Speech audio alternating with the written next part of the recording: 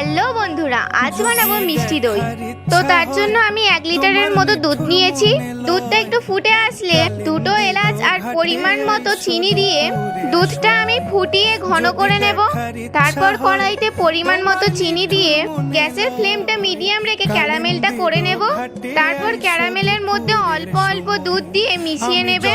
যখন ক্যারামেল আর দুধটা ভালোভাবে মিশে যাবে, তার মধ্যে বাকি দুধটা দিয়ে আবারও মিশিয়ে নেব। তারপর দুধটা একটি জায়গায় ঢেলে কুসুম কুসুম গরম করে নেব। আর এই দইটা আমি 30 মিনিট আগে জল ঝরতে দিয়েছিলাম।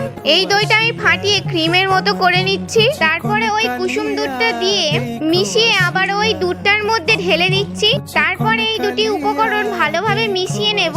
দুধটা আমি মাটির খুঁড়িতে ঢেলে নেব।